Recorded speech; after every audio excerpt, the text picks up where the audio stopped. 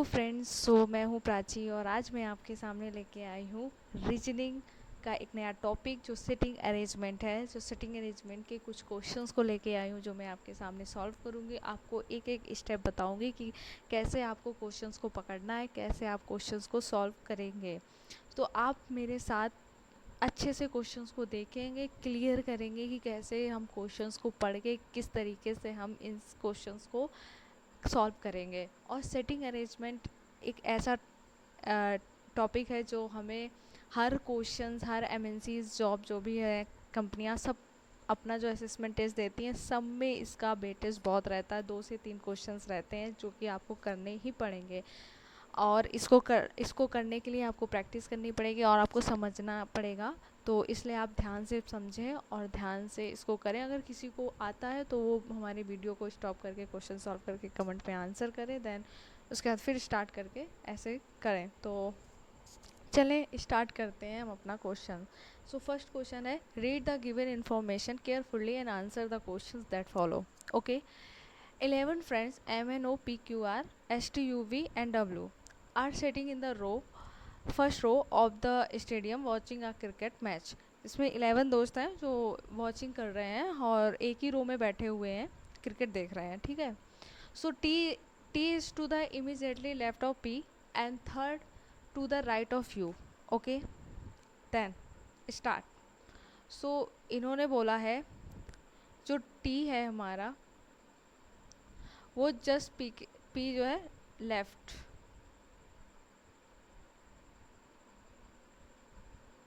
P हमारा left में। Okay. Then इन्होंने बोला है and the third to the right of U, third to the right of U, P के। Okay, ये रहा यू, थर्ड में है ना यू। ओके। अब उसके बाद सेकेंड आते हैं, V is the immediately neighbour of M and N and third to the left of S. देखो, एक ही हमारी थ्योरी बननी है, एम और एन के जो पड़ोसी है हमारा वी। ओके, है दोनों का है between. Okay, and the third of the left second, तो थर्ड लेफ्ट हमारा ये हो जाएगा एस। ओके, मान लेते हैं ना एक बार, एक ए बी सीक्वेंस हमारा बन जाएगा एम बिटवीन, इन दोनों में दोनों केस बन सकते हैं ना हमारे। एक सेकेंड,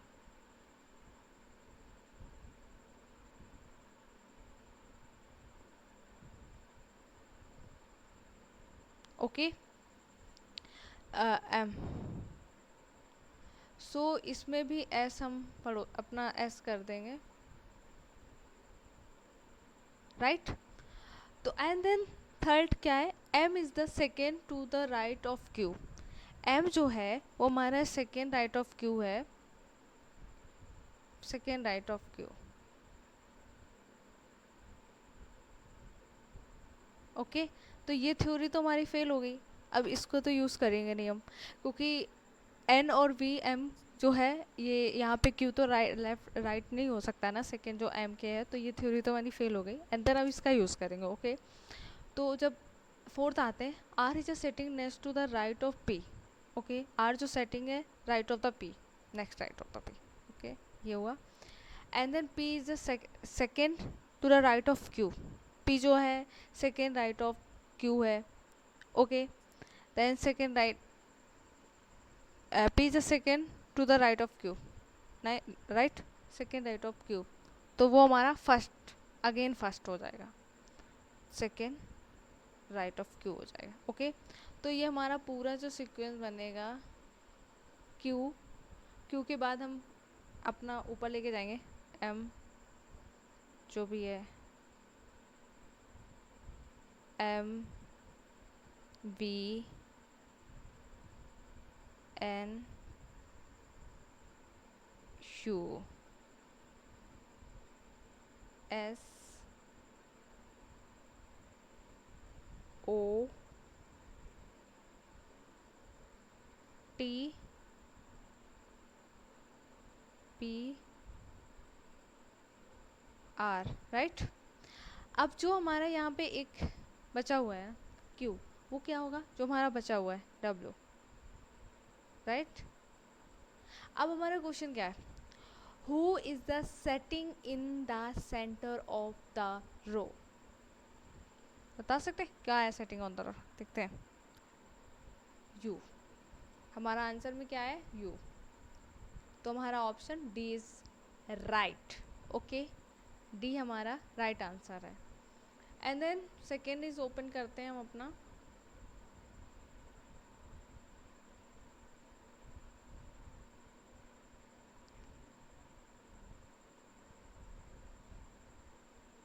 सेकेंड हमारा यही है, तो हमारा क्या था सीक्वेंस, हमारा था Q W W M V N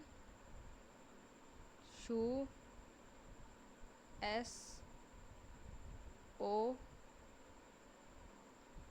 T P R, okay, यही था हमारा। आप इंटरेस्ट के साथ करेंगे, आपको खुद इसमें इंटरेस्ट आएगा, आप खुद देख सकते हैं, आप अपने आप से खुद कर सकते हैं। तो अब पूछा है which of the following peoples are sitting to the right of S, इन्होंने बोला है कि कितने पीपल जो हैं सेटिंग हमारे राइट जो है एस के बैठे हुए हैं, तो इसका आंसर क्या हो सकता है,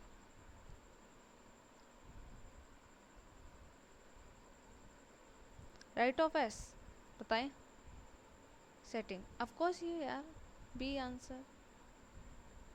and third is which of the following statements is true which respect to the above arrangement, true respect, okay, there are three persons sitting between P and S, P and S के बीच में नहीं, three कहाँ बैठे हुए हैं, दो ही तो बैठे हुए हैं।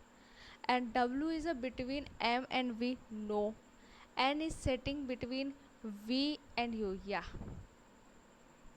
is right। S and O are neighborhood sitting is immediately right of T, हाँ। S N O, no, S तो हमारा अलग है ना, this is not right, okay, so ये हमारा हो गया। एंड देन अगेन अब हम अपने सेकंड पे जाते हैं,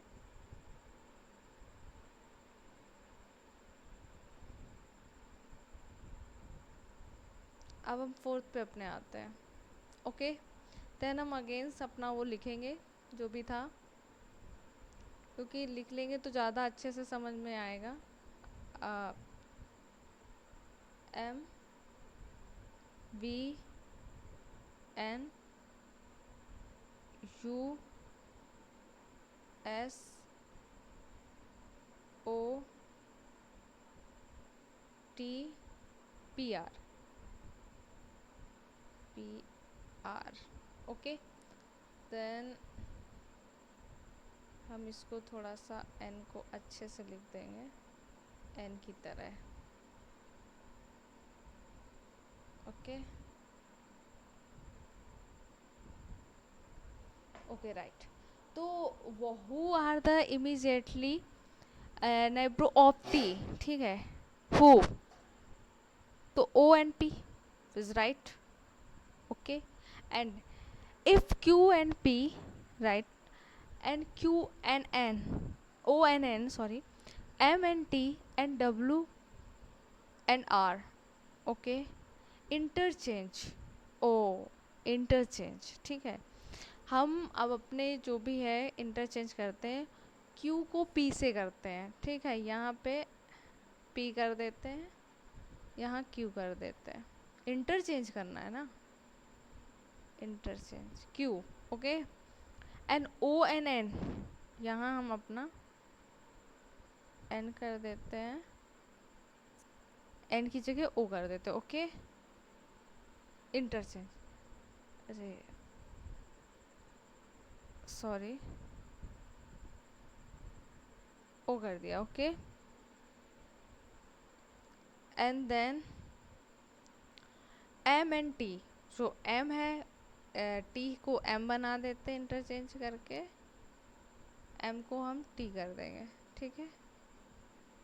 डब्ल्यू एंड आर, तो इसको हम आर कर देंगे, आर को डब्ल्यू कर देंगे, ओके ओके, ठीक है।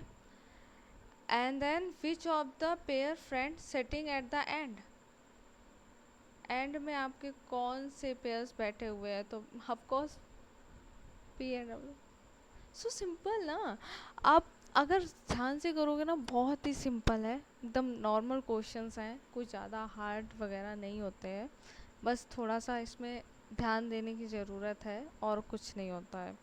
सो ऐसे ये है, देखो ए पी आर एक्स जो है, S R J are sitting in a row, एक सेटिंग में बैठे हैं, S S and Z are in the center, S और जो जेड हैं वो हमारे सेंटर में बैठे हुए हैं।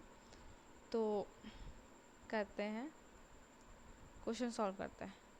एस और जेड सेंटर में, ठीक, ओके।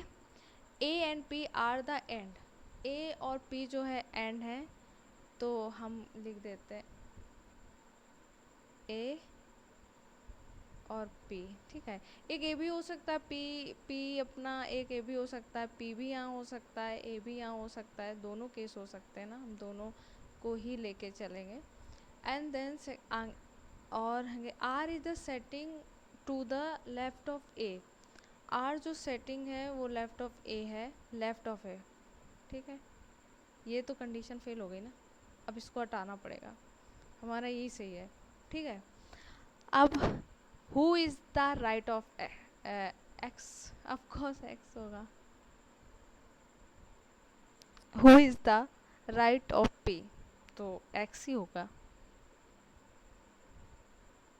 ठीक है, हो गया। सो ये था हमारा ये क्वेश्चन। एंड देन अब नेक्स्ट पे आते हैं हम।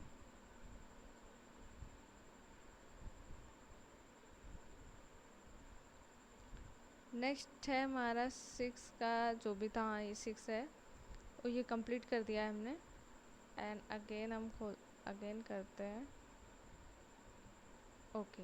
7 क्वेश्चन, 7 क्वेश्चन है हमारा, A B C D and E are sitting on a bench, A B C D जो है बैठे हुए हैं बेंच पे, A is a sitting next to the B, ठीक है। ए जो सेटिंग है वो बी के नेक्स्ट में है, ठीक है, नेक्स्ट, ओके। नेक्स्ट ये ले लेते हैं, या फिर ये भी ले सकते हैं, ए बी, दोनों केस हो सकते हैं, okay. C is a sitting next to D and D is not sitting with E, okay. E के साथ नहीं बैठ सकता है डी, एंड देन सी जो है डी के नेक्स्ट बैठा हुआ है। एंड आगे और पढ़ लेते हैं। And who is one of the left end of the bench, and C is on the second position from the right, okay. C जो है हमारा सेकेंड पोजिशंस पे है, राइट, राइट सेकेंड पोजिशन यहाँ पे होगा, ठीक है, यहाँ पे। And then A is the right, is to the right of B and E, okay. तो ए जो है राइट होगा, ए, ये कंडीशन हमारी फेल हो गई, इसको नहीं अब लेंगे। एंड देन डी हमारा नेक्स्ट था, ठीक है, सी के जो पहले पढ़ा था। A and C are sitting together, of course सही है। In which the position A is sitting, तो between B and C, correct हुआ। सिंपल, ऐसे ही करने हैं सारे क्वेश्चंस को हमें सॉल्व। एंड देन सो मेरा नेक्स्ट क्वेश्चन है एट्थ, एट्थ क्वेश्चन को हम पढ़ते हैं, क्या है। 5 girls are sitting on a bench to the photograph it, Seema is to the left of Rani and the right of Bindu, ठीक है। सीमा जो है वो राइट है, जो बिंदु है वो राइट है, and then Rani, okay. And then Mary is the right of Rani, ठीक है, राइट रानी के। अब Rita is a between Rani and Mary, जो रीता है वो बीच में है, ठीक है, ये है रीता। तो इसको पहले अच्छे से क्लियर कर लेते हैं, then लिखते हैं रीसेट आकर, क्योंकि अच्छे से लिखेंगे तभी तो समझ में आएगा। ये हमारी रीता हो गई एंड देन मैरी, ओके। अब who is sitting immediately right to Rita, Rita के राइट क्या है, बैठी, कौन बैठी है, मैरी, ओके, तो मैरी। देन अब then second is who is the middle of the photograph, middle, of course Rani, right, and who is second from the left of photograph, second left of photograph, of course Seema, second left है। अब so guys ऐसे ही सारे questions को solve किए जाते हैं। पहले हम प्रॉपर वे में क्वेश्चंस को पढ़ते हैं, जो भी हमारे क्वेश्चंस हैं, जैसे जैसे मैंने सारे क्वेश्चंस को पढ़ा और वन वाइज जितने क्वेश्चन है उनको आप एक बार सॉल्व कर लोगे, उससे रिलेटेड जो भी हमारे क्वेश्चंस के पार्ट होते हैं, 5-6 क्वेश्चंस पूछते हैं, तो आप सारे क्वेश्चंस अगर एक बार आपने क्वेश्चंस को पकड़ लिया अच्छे से, तो उस सारे क्वेश्चंस के आंसर आप इजीली दे सकते हो। ऐसे ही सारे सेटिंग अरेंजमेंट के क्वेश्चंस होते हैं, तो इस तरीके से आप प्रैक्टिस और भी क्वेश्चंस को लेके प्रैक्टिस कर सकते हो, तभी ऐसे क्वेश्चंस बनते हैं एग्ज़ाम में। और एग्ज़ाम में टाइमिंग भी बहुत कम होती है, जिसमें हमें प्रॉब्लम आती है। तो सेटिंग अरेंजमेंट का जो भी क्वेश्चन है या और भी टॉपिक से रिलेटेड रीजनिंग के क्वेश्चंस होते हैं, सब में हमें टाइम हमारे पास ज़्यादा होता नहीं है, उसके लिए हम प्रैक्टिस करके ही इन चीज़ों को पकड़ सकते हैं। आप अगर प्रैक्टिस करोगे 100% आपसे सारे क्वेश्चंस बनेंगे। तो मैं आपसे यही बोलूँगी कि आप प्रैक्टिस करो, अच्छे से क्वेश्चंस देखो, और भी क्वेश्चंस उठाओ, ऑनलाइन जाओ, गूगल से उठाओ, काफ़ी सारी साइट्स हैं जहाँ पे अवेलेबल रहते हैं क्वेश्चंस ढेर सारे। तो आप ये टॉपिक जैसे सेटिंग अरेंजमेंट का मैंने लेकर आई, इसके जाकर आप क्वेश्चंस सॉल्व करें, देन उससे रिलेटेड जितने भी आपके डाउट्स होंगे सब क्लियर होंगे, और आप एक अच्छी तरीके से क्वेश्चंस को बिल्ड कर पाएंगे। जो सेटिंग अरेंजमेंट हो के क्वेश्चंस हैं, आपको ये हर एग्ज़ाम में मिलेंगे, reasoning related question, setting arrangement के क्वेश्चंस बहुत ही ज़्यादा पूछे जाने वाले क्वेश्चंस होते हैं। तो इस पे आप सबका फोकस होना चाहिए डेफिनेटली, क्योंकि ये क्वेश्चंस 2 से 3 क्वेश्चन तो एग्ज़ाम में पूछ ही लेते हैं। सो आज के लिए इतना ही था। अब नेक्स्ट वीडियो में आपको दूसरे टॉपिक पे मिल जाएंगे रिलेटेड क्वेश्चंस, और मैं उस पे उस उन तरीके की ट्रिक्स से समझाऊंगी। तो आपका जो भी था आज का इतना ही। सो